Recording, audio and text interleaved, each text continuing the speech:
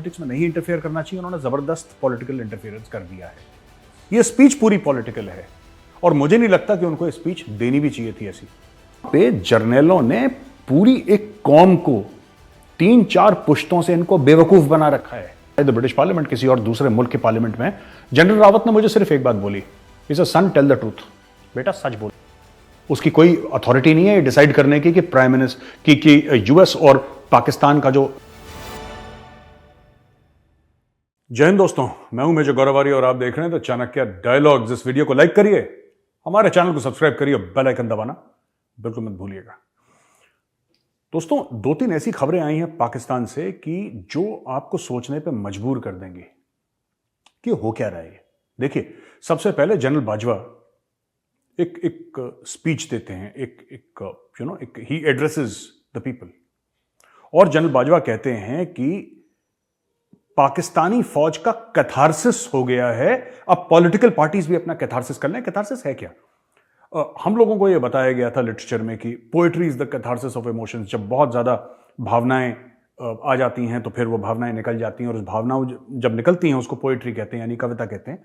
तो किसी चीज की क्लेंजिंग होती है, क्लीनिंग होती है, कोई चीज निकल जाना, उसको कैथारसिस कहते हैं। तो आर्मी अपना कैथारसिस कर रही है, यानी कि जनरल बाजवा ये कह रहे हैं कि यार देखो, 70-75 साल आर्मी ने पॉलिटिक्स में इंटरफियर करा है, नहीं करना चाहिए था आर्मी को।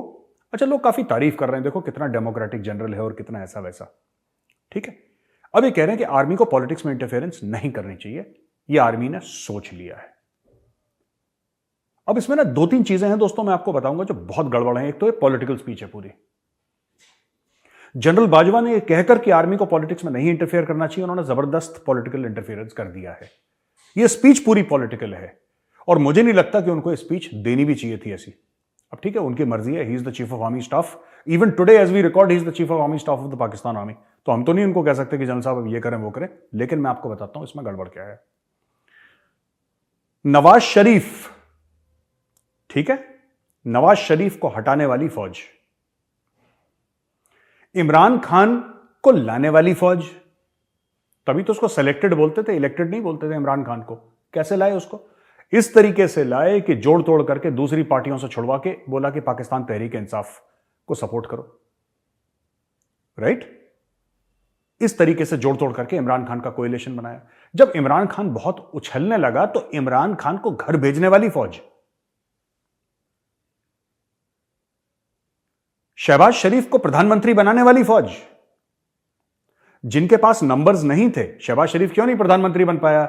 या नून लीग का जो पाकिस्तान मुस्लिम लीग नून है, जिसको नून लीग भी कहते हैं, नवाज शरीफ की पार्टी, वो पहले क्यों नहीं बना? उनके पास नंबर्स नहीं थे। और नंबर्स क्यों नहीं थे? क्योंकि आशीर्वाद इमरान खान के पास था।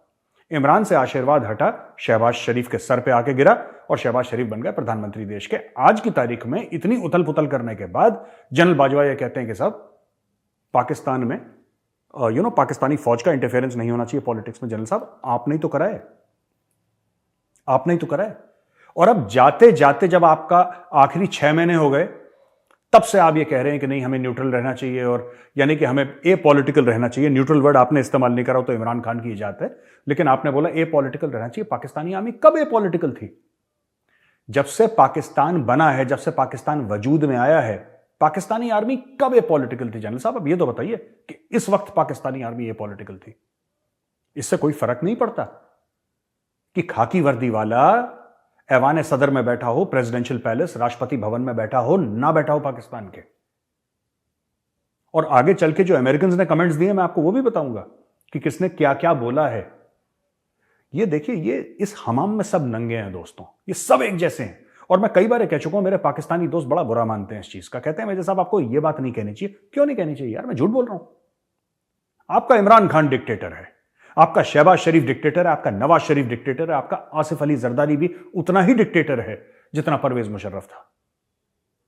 इनमें से कोई, इनका जो सियासतदान है, जो सलवार कमीज पहन के अपनी सियासत करते हैं, हाथ में तस्बीह लेकर जो अपनी सियासत करते हैं, इनमें से कोई भी डेमोक्रेटिक नहीं है। ये सब के सब डिक्टेटर बनना चाहते हैं, बस ये फौज नहीं ज्वाइन कर पाए। नवाज शरीफ के पास टैंक होते, ये पाकिस्तानी सुप्रीम कोर्ट के ऊपर टैंक चढ़ा देता। शहबाज शरीफ के पास अगर तोपें होती तो ये पाकिस्तान तहरीक इंसाफ पे तोपें मारता, और पाकिस्तान तहरीक इंसाफ के पास अगर मिसाइल होती तो ये नवाज शरीफ के घर पे मिसाइल मारते। ये तो इनका बस नहीं चलता। अब मैं आपको बताता हूं, जनरल बाजवा ने ना ये देखिए 900 चूहे खा के बिल्ली हज को चली। जनरल साहब ने 900 चूहे खा लिए, अब बिल्ली हज को चली, अब ये हाजी बन गए। कैसे भाई? How is it possible? Sir आपने ही तो इंटरफेरेंस करा, आपने 3-3 सरकारें गिराई, 2-2 सरकारें गिराई, अब आप कह रहे हैं पॉलिटिकल। और अब आप कह रहे हैं जब आप रिटायर होने वाले हैं, ये आपको कहना चाहिए था आज से 5 साल पहले कि पाकिस्तानी आर्मी नहीं करेगी इंटरफेयर। आप लोगों का जो डेमोक्रेटिक सेटअप है वो पॉलिटिशियंस का, आप लोग चलाइए, आपको खाना है पैसे खाइए, मेरा कोई मतलब नहीं है। अब जब सब कुछ खत्म हो गया, आपका टेन्योर आपका खत्म होने वाला है, कुछ हफ्ते बाकी हैं, कुछ हफ्ते क्या कुछ दिन बाकी हैं दोस्तों, कुछ दिन बाकी हैं। देखिए आज हमें 24 नवंबर पे, आज की तारीख है 24 नवंबर, 29 को चला जाना जनरल साहब ने, ठीक है। तो दोस्तों मुझे नहीं लगता कि जनरल बाजवा को ना ये सब बातें कहनी चाहिए थी। खुद कांड करे बड़े बड़े, अब खुद कहते हैं कि जी ये ऐसे हैं कि इन्होंने सब कुछ गलत करा, ठीक है, और अभी अल्लाह वाले बन गए ओवरनाइट। ये पहले कहना था ना आपने, अब आप कह रहे हैं 4-5 दिन बाकी हैं आपके जाने के, तब आप कह रहे हैं कि नहीं साहब मैं पाकिस्तान। और क्या गारंटी है कि जनरल बाजवा ने किया, दूसरा आर्मी चीफ आया वो बोलेगा कि इलेक्शन फिक्स करो? ये पहली बार हो रहा है पाकिस्तान में। कितने पाकिस्तानी आर्मी चीफ ने ये बोला है कि हम, जब जियाउल हक ने टेक ओवर करा था उसने बोला था कि मैं कुछ दिनों के अंदर, कुछ महीनों के अंदर इलेक्शन करवा दूंगा। वो 10-11 साल विराजमान रहा पाकिस्तान पे। तो पाकिस्तान की तारीख है। ये जो फौज है पाकिस्तान की दोस्तों, बहुत बड़ा कब्जा ग्रुप है। मैं बार बार कहता हूं पाकिस्तानी गालम गलौच करते हैं, ये मेजर तुम्हें कुछ नहीं पता, ये वो, तुम बुरे आदमी हो, शैतान हो, लानत भेजते हैं तुम्हें। यार तुम मुझे लानत भेजोगे नहीं भेजोगे, मुझे क्या फर्क पड़ता है यार, मुझे क्या फर्क पड़ता है तुम मुझे लानत भेजो ना भेजो। अगर मैं झूठ बोल रहा हूं तो बोलो मैं झूठ बोल रहा हूं, मैं सच बोल रहा हूं तो बोलो मैं सच बोल रहा हूं, बस कहानी खत्म। बात सिर्फ सच और झूठ की है। आप लानत भेजो ना भेजो, उसकी वैल्यू 0 है मेरे लिए, ठीक है। मैंने पिछली बार समझाया था, इनको नहीं समझ में आया, मैं दोबारा समझाता हूं। मैं एड्रेस नहीं देना चाह रहा। नोएडा में जनरल रावत का, जो हमारे सीडीएस थे और हमारे आर्मी चीफ थे, जनरल रावत का 3 बेडरूम का छोटा सा घर है नोएडा में, एक फौजी सोसाइटी में। वो शख्स जो कि इस देश के आर्मी चीफ रह चुके हैं, वो शख्स जो इस देश के सीडीएस रह चुके हैं। भारत जैसा देश, इतना बड़ा, इतनी जबरदस्त इकोनॉमी, एक 3 बेडरूम फ्लैट है नोएडा में जनरल रावत का। और जनरल बाजवा की प्रॉपर्टी अगर गिनना शुरू करोगे गला सूख जाएगा। ये पैसा कहां से आता है? फिर क्यों गलत बात बोलनी, फिर क्यों झूठ बोलना लोगों को कि हम ये कर देंगे, मुल्क का दिफा कर देंगे, इस्लाम का परचम। कोई परचम नहीं लहराना है यार, कोई परचम नहीं है। सब डीएचए के ऊपर परचम लहराने हैं आपने, सब कॉर्नर प्लॉट के ऊपर परचम लहराने हैं आपने, सब परचम अपने। ईमान तकवा जिहाद फी सबीलिल्लाह, ये सब झूठ है। ना कोई ईमान है, ना कोई तकवा है, ना कोई जिहाद है। ये सब चोरी का माल है। वो कहते हैं कि ये मैं, एक बड़ा अच्छा स्टेटमेंट है, मैं ये पढ़ना चाहता हूं, फिर मैं आपको बाद में बताऊंगा कि स्टोरी क्या है ये, ठीक है। ये दोस्तों अगर आप एक सेकंड, मैंने ये देखिए, अस्मा जहांगीर जो बड़ी ह्यूमन राइट्स एक्टिविस्ट थी और बड़ी मशहूर पाकिस्तानी थी, वो अब इस दुनिया में नहीं रही हैं, भगवान उनकी आत्मा को शांति दे। अस्मा जहांगीर ने क्या बोला था कि when the corruption of generals will be investigated, politicians will look like angels. जिस दिन पाकिस्तानी जर्नलों के करप्शन के ऊपर इन्वेस्टिगेशन होगा, उसके ऊपर छानबीन होगी, तो जो हम कहते हैं ना नवाज शरीफ चोर है और ये चोर है और इमरान खान घड़ी चोर है और ये आसिफ जरदारी 10% है, मिस्टर 10%, ये सब फरिश्ते लगेंगे जितनी चोरी पाकिस्तान के फौज के जनरल्स करते हैं, जिस स्केल पे उन्होंने चोरी करी है। और इनके जो नेता हैं पाकिस्तान के, वो तो चलो चोरी करते हैं, कोई बात नहीं, उन्होंने पैसा चोरी कर दिया, राइट। यहां पे जर्नलों ने पूरी एक कौम को 3-4 पुश्तों से इनको बेवकूफ बना रखा है कि हिंदू तुम्हें खा जाएगा, इंडिया तुम पे अटैक कर लेगा, इसलिए हमें बड़े बड़े महल दे दो, इसलिए हमें बड़े बड़े बंगले दे दो, इसलिए हमें इतना पैसा दे दो, हमें कॉर्नर के प्लॉट दे दो, इसलिए हमें दुबई में पेंट हाउस दे दो, और इसलिए हमें लंदन में एक बहुत शानदार अपार्टमेंट दे दो, और हमारे बच्चों को ऑक्सफोर्ड और कैम्ब्रिज पढ़ाने के पैसे दे दो, और इतनी हमें फार्म हाउस दे दो हमें गुलबर्ग में, क्योंकि हिंदू तुम्हें खा जाएगा। और वो कौम ने विश्वास कर लिया उस बात का, उस बात पर बिलीव कर लिया। और जनरल अभी देखिए दूसरी चीज जनरल बाजवा ने क्या बोला अपनी स्पीच में।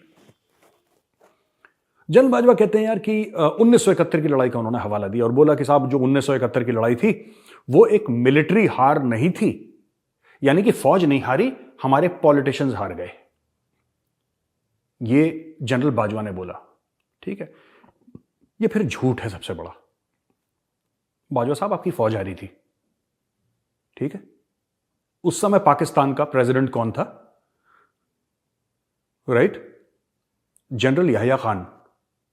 उसके पहले अयूब खान था। मैं अयूब खान पे बाद में आता हूं, उसकी क्लास में बाद में लगाऊंगा। याहिया खान, ठीक है? और जनरल रानी कौन थी, जरा यह पता लगाइए। हु वाज जनरल रानी? जब पाकिस्तानी आर्मी की मार पड़ रही थी ना ईस्ट पाकिस्तान में, तो जनरल याहिया खान वहां पे तवाइफों से गाना सुन रहा था। आप जाइए, जनरल रानी ढूंढिए कौन है, जरा पता लगाइए कौन है जनरल रानी। जो पाकिस्तानी जिसको कहते हैं मलिकाए तरन्नुम, नूरजहान, बड़ी फेमस सिंगर हैं, और लता मंगेशकर जी भी उनकी बड़ी इज्जत करती थी, और हम भी उनकी गायकी की, नूरजहान की हम गायकी की बड़ी इज्जत करते हैं। जबरदस्त टैलेंट है और कमाल की सिंगर थी, इसमें कोई शक नहीं है। उनका क्या रोल था 1971 की लड़ाई के वक्त, आप जरा जाके देखिए। ये अपने कमरे में, याहिया खान 3 दिन तक कमरा बंद करके शराब पी के जनरल रानी और उसकी सहेलियों के साथ कमरे के अंदर था, और वहां पे फौज सरेंडर कर रही थी और फौज भगदड़ मच रही थी वहां पे 1971 में। यह कहना कि हमारे पॉलिटिशियंस खराब हैं और हमारे पॉलिटिशियंस बहुत गंदे हैं और उनकी वजह से मुल्क अलग हो गया, उनकी वजह से मुल्क अलग नहीं हुआ साहब। उसके पहले अयूब खान था। To the events, I mean the events leading to 1971, अगर आप उससे 3-4-5 साल पहले देखें तो कौन था वहां पे? 1965 और 1971 के बीच में तो सिर्फ आपका 6 साल का फर्क था भाई। आपके अर्ली 50s से तो आपके सिर्फ, और अर्ली 50s के पहले लेट 40s में भी तो कौन सा आपके 1-1.5 साल जिन्ना साहब रहे जिंदा। जिन्ना ने कौन सा इलेक्शन जीता था? जिन्ना भी तो डिक्टेटर था भाई। मोहम्मद अली जिन्ना ने कौन सा चुनाव जीता, आप ये बताइए कि वो इलेक्शन जीत के आए हो। आपके यहां तो इलेक्शन फर्जी होते हैं, आपके यहां तो इलेक्शन फर्जी होते हैं। जिन्ना ने तो इलेक्शन लड़ा ही नहीं। जिन्ना को डे 1 से पता था कि जो मैंने मुल्क बनाया है इसमें सब फर्जी है मामला, ये तो चाइनीज माल है पूरा। जिन्ना ने कौन से इलेक्शन लड़े भाई? लियाकत अली खान को आपने मार दिया, जिन्ना की बहन फातिमा जिन्ना उसको आपने ठोक दिया, कहानी खत्म कर दी उसकी आपने। तो यार ये सब झूठी बातें कि 1971 में ये हो गया था, ये हो गया था, वैसा सबको पता है। पाकिस्तानी फौज ने सरेंडर करा था।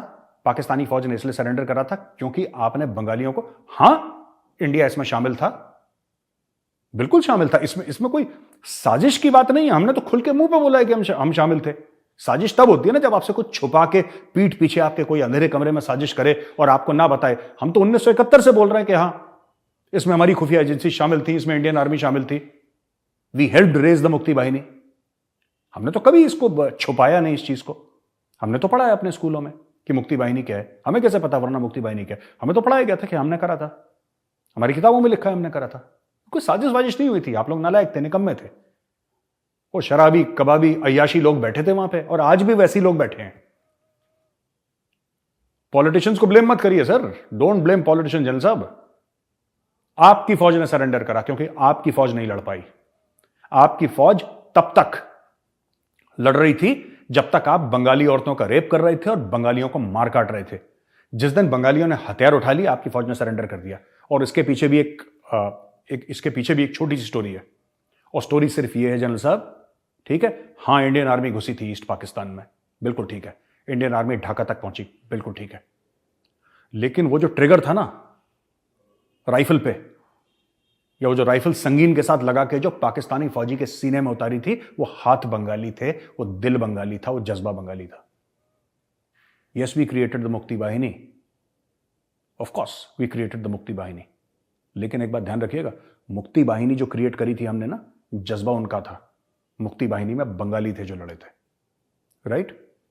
तीसरी चीज, जनरल साहब ने एक बड़ी कमाल की चीज बोल दी कि साहब इंडियन आर्मी इतना ह्यूमन राइट्स वायलेशन करती है, दुनिया कुछ नहीं कहती और दुनिया हमें कहती है। जनरल साहब एक बात बताओ, I think you should not at this point in time, जब आप रिटायर होने वाले हैं, अब पता नहीं 29 को क्या होगा, पाकिस्तान का कुछ नहीं पता लगा जनरल बाजवा ने फिर बोला कि मैं 6 साल और रहूंगा, नोबडी नोज।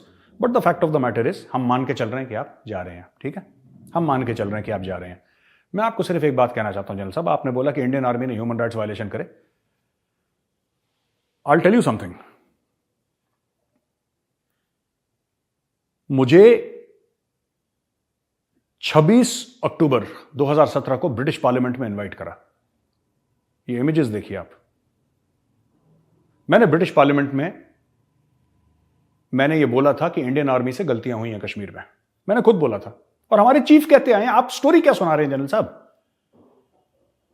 स्टोरी क्या सुना रहे हैं आप, किसको सुना रहे हैं आप स्टोरी, झूठ क्यों बोल रहे हैं। मुझे एक बात, आप तो फौजी हैं सर, इनका तो कोई दीन ईमान नहीं है ना। ये जो आपके इमरान खान है और नवाज शरीफ हैं, शहबाज, और ये सब तो चोर लुटेरे हैं, आप खुद कहते हैं। ये जरदारी वरदार, आप तो फौजी हैं सर, आप तो ना बोलें ऐसी बातें। मैं आपको इंडियन आर्मी के बारे में बताता हूं। जब मुझे लंदन जाना था और मुझे बोला था कि आपको हाउस ऑफ कॉमन्स में आपको ये बात कहनी है और आपको कश्मीर के बारे में एक्सेशन जो था, इंस्ट्रूमेंट ऑफ एक्सेशन जिस दिन हुआ था, तो आपको वहां पे जाके स्पीच देनी है। और वहां पे कुछ मेंबर ऑफ पार्लियामेंट्स भी बैठे थे और काफी सिविल सोसाइटी के भी लोग बैठे थे वहां पे। तो मैं वहां पे आया, जो मैंने स्पीच दी। स्पीच से पहले मैं सुषमा जी से मिलना चाह रहा था। सुषमा स्वराज जी हमारी मिनिस्टर ऑफ एक्सटर्नल अफेयर्स हुआ करती थी, वो प्रेजेंट नहीं थी इंडिया में। जब कुछ 8-10 दिन पहले मैं जाने से मैं उनसे मिलना चाह रहा था कि मैम मैं पार्लियामेंट में जा रहा हूं, कहीं मुंह से मेरे I don't want to because this concerns India, as an Indian citizen I am going, so what is your view. पर सुषमा जी अवेलेबल नहीं थी, वो ट्रैवल कर रही थी उस वक्त, वरना जरूर मिलती। सुषमा जी थी नहीं वहां पे। तो मैं क्या करता, मैं किसके पास जाता, मुझे इतनी नॉलेज नहीं थी उस वक्त।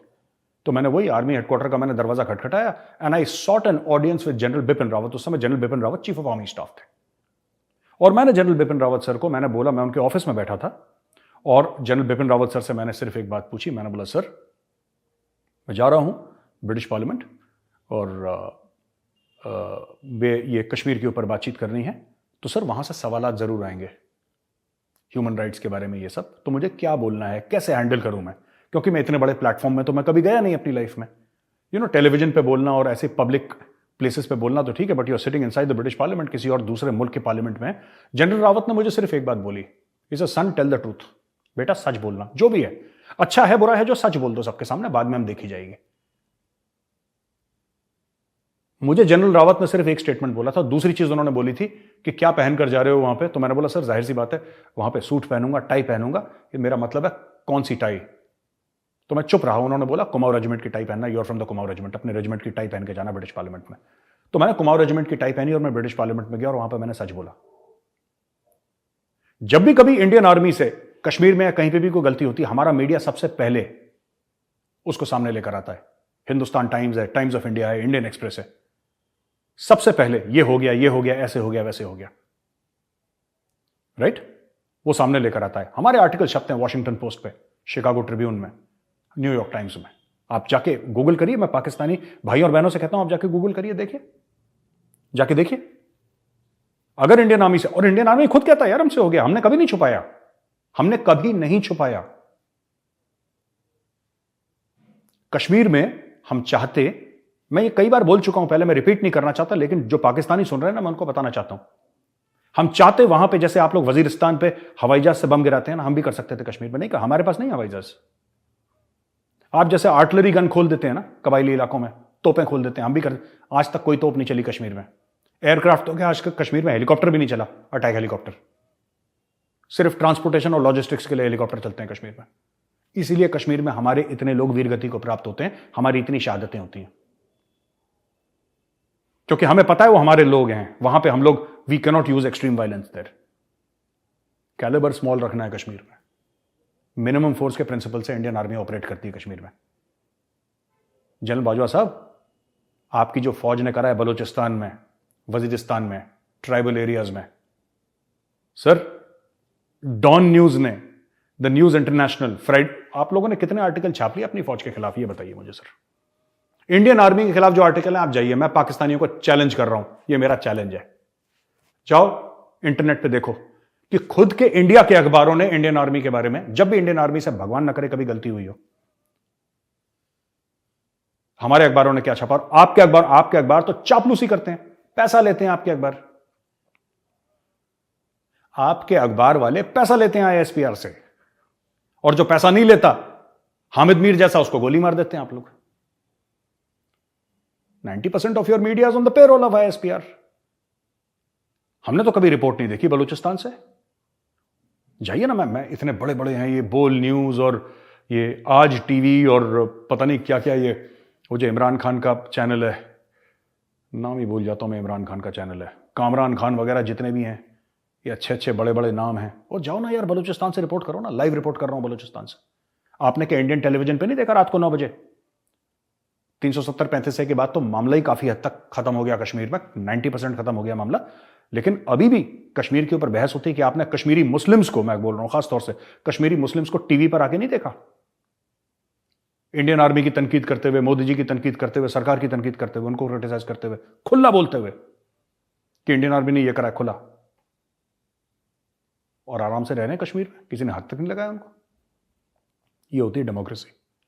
गलतियां सबसे होती हैं, आप लोग छुपाते हैं अपनी गलतियां, जैसे अभी आपने छुपाई 1971 की कि जो तो इसने करा था उसने नहीं, आप लोगों ने सरेंडर करा था। जनरल साहब, you surrendered, your army surrendered in 1971। Zulfikar Ali Bhutto ने सरेंडर नहीं करा था, आप लोगों ने सरेंडर करा था, क्योंकि आपका जो प्रेसिडेंट था, जो कि फौज का जनरल था याहिया खान, वो शराब और अय्याशी में खो चुका था और अपने प्रेसिडेंशियल पैलेस में 3 दिन तक शराब पीकर धुत था। और उसके जो एडीसीज थे, उसके जो स्टाफ ऑफिसर थे, वो डर रहे थे कि सर वहां पे फौज सरेंडर हो रही है, दरवाजा खटखटा नहीं रहे थे कि पता आएगा तो खा ही जाएगा। ये रात को शराब पी के प्रेसिडेंशियल पैलेस से गायब हो गया, एक लड़की को लेके गायब हो गया। उसकी सिक्योरिटी वाली ढूंढ रही है कि प्रेसिडेंट ऑफ पाकिस्तान गया कहां। मैं याहिया खान की बात कर रहा हूं, ये भाई गायब हो गया था। Can you imagine the president of a country गाड़ी में बैठा के लड़की को गायब हो गया, वो मिला ही नहीं वहां पे, फिर आराम से आया। तो ऐसे ऐसे काम कर चुका है, इसलिए हारे। ये सच्चाइयां पाकिस्तानियों को पता होनी चाहिए। दोस्तों, एक लीजा कर्टिस है।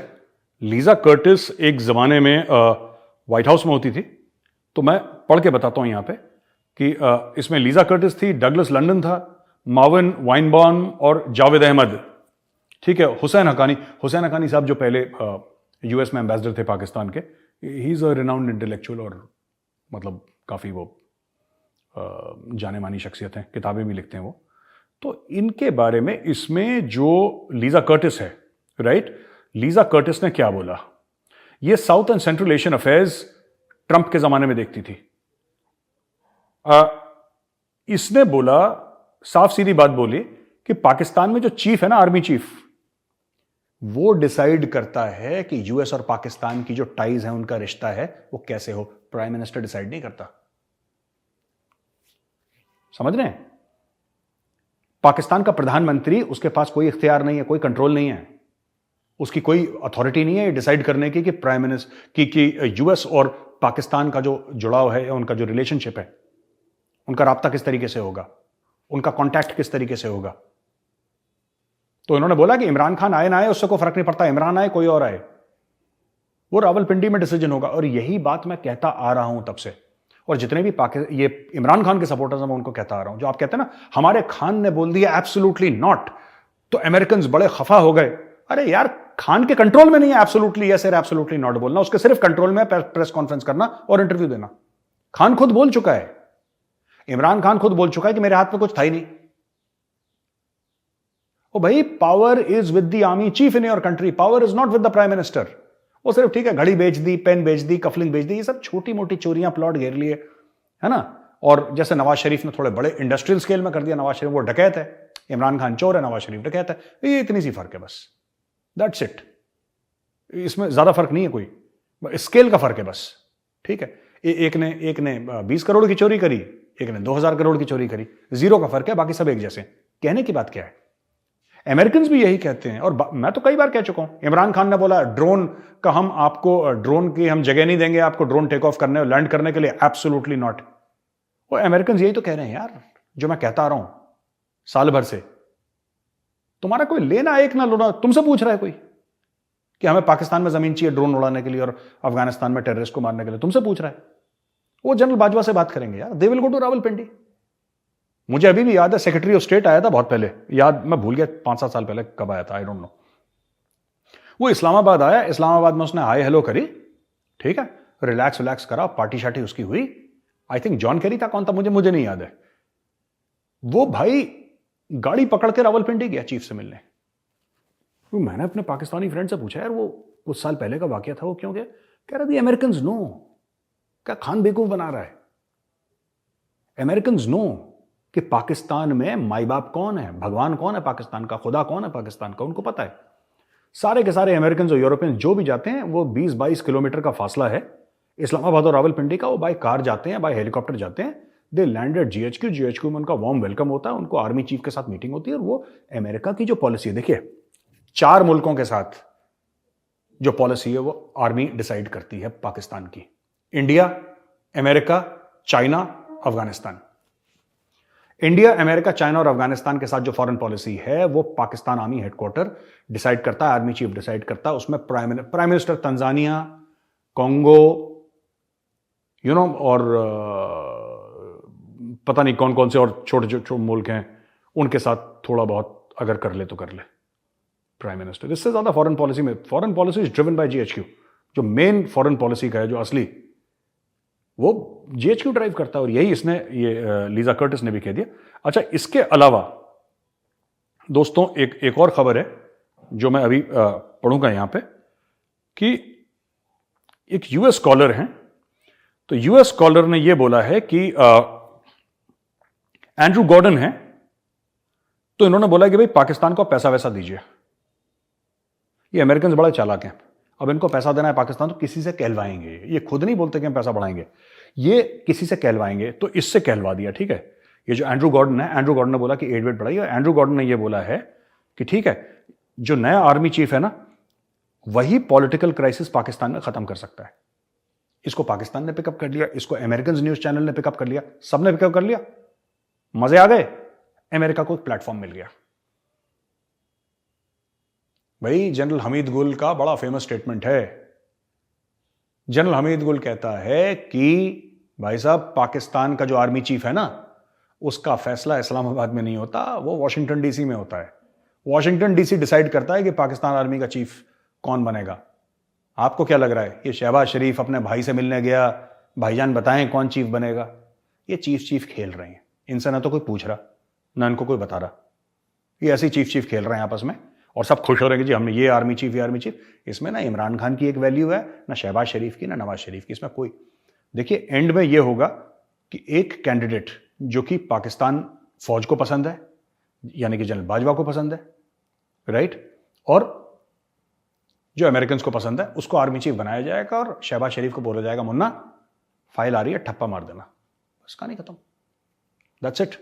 इसके अलावा कुछ नहीं। और इमरान खान बोल भी चुका है ऑन रिकॉर्ड कि भाई मेरे हाथ में कुछ नहीं था। अच्छा खान साहब, अगर आपके हाथ में कुछ नहीं था तो फिर आप इलेक्शन ये क्यों कह रहे हो कि इलेक्शन बुलाओ, आप फिर जीत जाओगे, फिर आपके हाथ में कुछ नहीं रहेगा, तो भाई वेस्टिंग एवरीबॉडीज टाइम। एनीवे, तो दोस्तों ये खबर थी। इसके अलावा है ना, ये एक चाइना से भी खबर मैं आपको बताता चलूं। 2 खबरें मेरे पास। ये आईफोन फैक्ट्री है जहां पे 2 लाख वर्कर्स हैं, चाइना में है आईफोन फैक्ट्री, ठीक है। ज़ेंगशाओ, अब पता नहीं इसको शेंगशाओ बोलते हैं, ज़ेंगशाओ बोलते हैं, मुझे नहीं पता, ठीक है। यहां पे प्रोटेस्ट हो गई, यहां पे पुलिस ने लाठीचार्ज करा है, पुलिस ने मार पिटाई करी है। और चाइना में तो ये नॉर्मल ट्विटर फेसबुक नहीं चलता, तो चाइनीज सोशल मीडिया पे इसके वीडियोस कई सारे वायरल हुए हैं, और वो कह रहे हैं कि भाई हमें वो बंद, क्योंकि फैक्ट्री में काम हो नहीं रहा है और उनको तनख्वाही नहीं मिल रही है, तो उन्होंने फैक्ट्री में तोड़फोड़ करी है। और कुछ लोग कहते हैं आग लगा दी, कुछ लोग कहते हैं कि this thing, but massive rights, वो फैक्ट्री बंद हो गई आईफोन की बेसिकली, ठीक है ना। पहले लॉकडाउन हो गया था, और फिर उसके बाद वो कह रहे, वो एक्चुअली शहर में, वो ज्यादातर उस छोटे से जगह में, उस एरिया में, शहर नहीं, उस छोटे से एरिया में सारे के सारे जो आईफोन में काम करते हैं वहीं रहते हैं वो लोग। तो वहां पे तो उन्होंने वो फैक्ट्री बंद करवा दी, मैसिव राइटिंग हो गई, तोड़फोड़ हो गई है। अब पता नहीं फैक्ट्री कब इनकी फंक्शन होगी, डोंट वरी, तमिलनाडु में सब सेट है, ठीक है। और हमारे जो तमिल भाई बहन हैं वो लेटेस्ट इन क्लास आईफोन्स बना रहे हैं, सो डोंट वरी, चाइना की फैक्ट्री को आग लगाओ, वैसे भी मेड इन चाइना का सामान ऐसे ही होता है, ठीक है। सो ये बीबीसी की खबर है, मैं आपको दिखा रहा हूं। और आखिरी में कतर कहता है कि जाकिर नायक को फीफा के वर्ल्ड कप पे हमने नहीं बुलाया। अच्छा, एक स्टेटमेंट तो क्या, एक union minister for petroleum and natural gas है हरदीप सिंह पुरी, उन्होंने बताया था कि the India will raise the issue of Zakir Naik's attendance at FIFA world cup in Qatar and that swift action will be taken. तो भारत ने पहले ही बता दिया कि भाइयों ऐसा है कि इसके ऊपर मनी लॉन्ड्रिंग और हेट स्पीच के चार्जेस हैं इंडिया में, और ये भाग गया यहां से, और कतर ने इसको इनवाइट कर लिया फीफा वर्ल्ड कप। अब कतर ये कहता है कि हमने तो उसको बुलाया नहीं। ओ भाई, तुमने नहीं बुलाया तो घुसा कैसे कतर के अंदर? वीजा तुम्ही ने दिया है, वीजा इज एन इन्विटेशन। और इतना सा मुल्क है आपके, कतर की कोई पॉपुलेशन ही नहीं है, आप तो हर चीज कंट्रोल करते हैं। आपने तो ये बोल दिया कि जो गे फ्लैग्स हैं वो भी वेव नहीं होंगे वहां पे, आपने ये कंट्रोल करा। लाउड म्यूजिक नहीं बजेगा, आपने बोला कि बियर नहीं पी सकते। अच्छा, वो इवेंट पूरा बडवाइजर स्पॉन्सर कर रहा है, ठीक है ना, Budweiser is the main sponsor of the world cup. इन्होंने बोला कि नहीं, जो स्पॉन्सर कर रहा है उसी का सामान नहीं बिकेगा वहां पे, चलो वो भी ठीक है। जाकिर नायक, आपको नहीं पता था वो कि जाकिर नायक कैसे आ गया और हमने उसको इनवाइट नहीं करा, आपके बिना इनविटेशन के घुस गया वहां पे, और वर्ल्ड कप के दौरान। मतलब ये तो बिल्कुल ही बेवकूफ समझते हैं दुनिया भर को। देखिए, मैं कतर वालों को एक बात कहना चाहता हूं कि जाकिर नायक जैसे लोग क्या करते हैं, ये आपके यहां ठीक है, भारत के लिए ठीक नहीं, आप इसको रख लो अपने पास, आपको रखना है तो जाकिर नायक को। जाकिर नायक जैसे लोग रेडिकल इस्लामिस्ट्स हैं। ये जब डेमोक्रेसी में रहते हैं तो ये डेमोक्रेसी और कॉन्स्टिट्यूशन का फायदा उठाते हैं। हमारे लोकतंत्र का इसने फायदा उठाया, हमारे संविधान का फायदा उठाया, और इसने अपना जहर घोला सबके कानों में, और जब पुलिस के पीछे पड़ी तो भाग गया। अब ये कतर पहुंच गया है, वहां पे जहर घोलेगा। आपके यहां जहर हो सकता है अलाउड हो, हमारे यहां जहर अलाउड नहीं है। मेरी जो कतर के बड़े बड़े शेख हैं, मेरी उनसे हाथ जोड़ के एक विनती है कि भाई साहब अपने घर पे रखिए इसको, इस सांप को वहीं पे उस पिटारे में रखिए, ठीक है। यहां पे आएगा तो फिर जैसा मैंने पहले बताया था, यहां पे आएगा गाड़ी पलटेगी फिर इंडिया में। If you love him keep him, otherwise will be forced to take him. दोस्तों, आज का एपिसोड यहीं पे खत्म होता है। मैं जल्दी एक और एपिसोड के साथ आऊंगा। इस वीडियो को जरूर लाइक करिएगा, हमारे चैनल को सब्सक्राइब करिए और बेल आइकन दबाना बिल्कुल मत भूलिएगा। जय हिंद।